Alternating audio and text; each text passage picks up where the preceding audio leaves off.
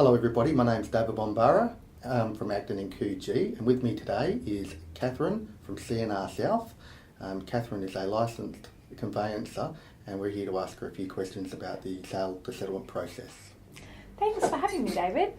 So like David said, my name's Katherine and I am the owner of C&R Conveyancing South.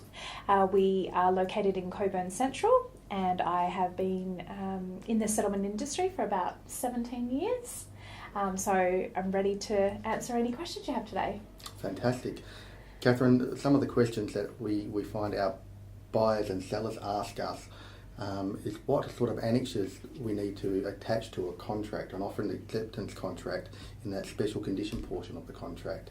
And we always encourage them to attach Annexes A, which is a final inspection annexure, Annexure B, which is a building inspection annexure, and Annexure C, which is a pest inspection annexure.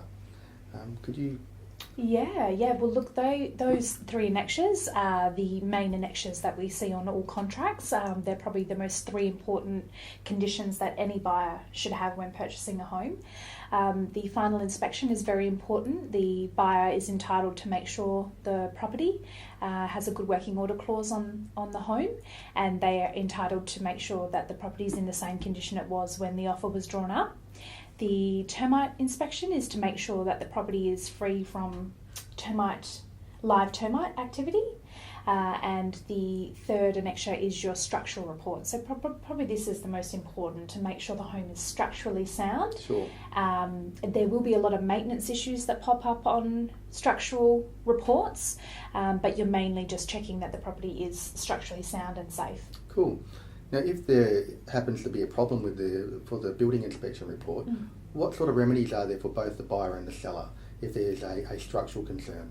Lovely. So with a structural concern, we would take the issue to the seller, and the seller would then rectify those issues prior to settlement, and then show proof to the buyer that the works have been completed with a reputable company to ensure the property is safe and structurally sound. Cool. Now, is the buyer automatically entitled to re-inspect to ensure that those works have been carried out, or is it just solely based on the information that the seller provides to them, the invoices, photos, etc.? Yes. Normally, when the seller gets the work done, he's provided with a written report from the company that he's paid to have the work done, and that's more than sufficient for the buyer to then have proof that the work's been completed. Cool. Now, if the seller decides not to get the works completed in the prescribed time, what happens to the contract? So the buyer then has the right to, if the seller's not willing to rectify the structural issues, then the buyer has the right to take his deposit and the contract will come to an end. Cool, thank you for that. Well, thank you for having me today, Katherine. This will probably be one of many interviews we'll do like this over the course of the next 12 months or so. Yes, that's lovely. And thank you for your time, and I look forward to the next one. You're welcome. Thank you for having me.